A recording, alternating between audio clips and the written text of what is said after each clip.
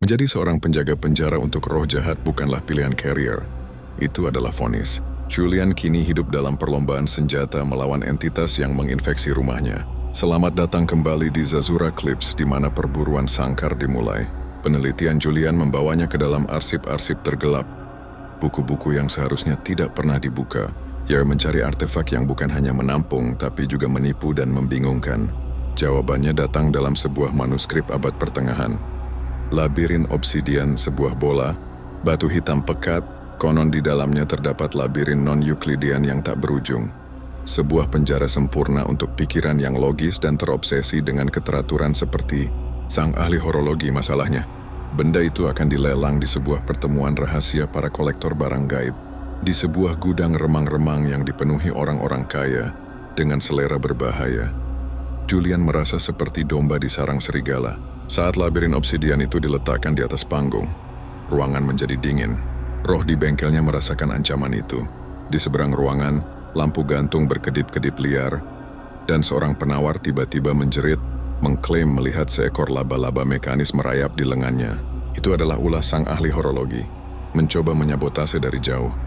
Tapi Julian tidak gentar.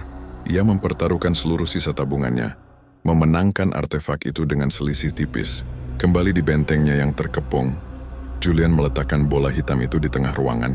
Ia tahu ia tidak bisa memaksa roh itu masuk. Ia harus memancingnya.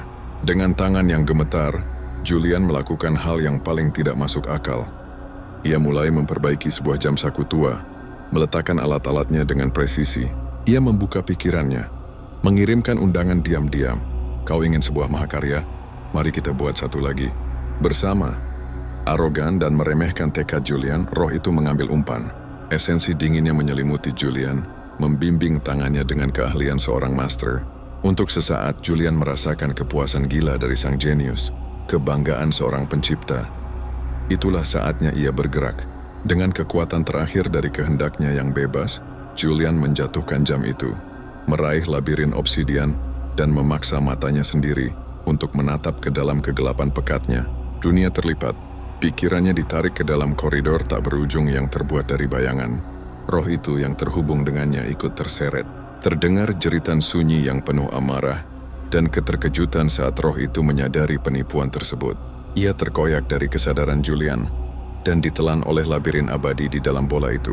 Sambungan terputus, Julian ambruk ke lantai terengah-engah sendirian. Bola obsidian di tangannya terasa berat dan diam. Sangat diam, ia telah menang.